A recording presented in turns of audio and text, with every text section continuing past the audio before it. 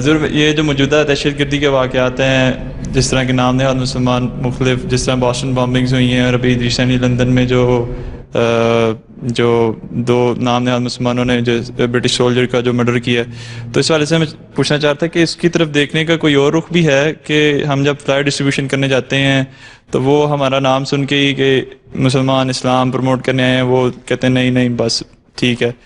یہ نانا لوگ مسلمان کا نام ایسا اٹریکٹیو قسم کا ٹائٹل بناؤ اپنے بروشر کا کہ جو تمہارے سے وہ لے لیں، اور جب اندر کھول کے پڑھیں تو ٹرو ٹیچنگ آف اسلام کو پتہ لگ جائے، میسج آف پیس کے نام سے ہیں، اور یا اس طرح کے مختلف قسم کے ٹائٹل دے سکتے ہو تم.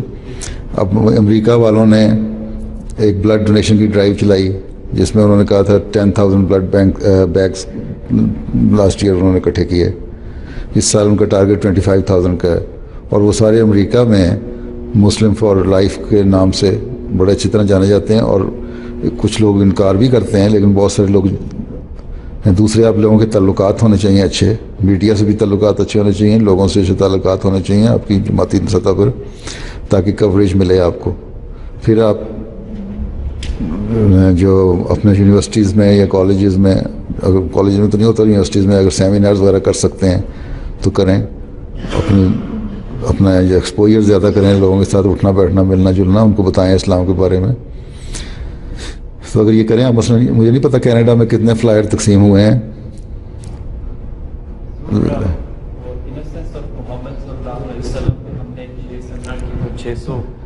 600 کے قریب گیسٹ آئے تھے، ان کو ہم نے لائف آف محمد 600 دی تھیں.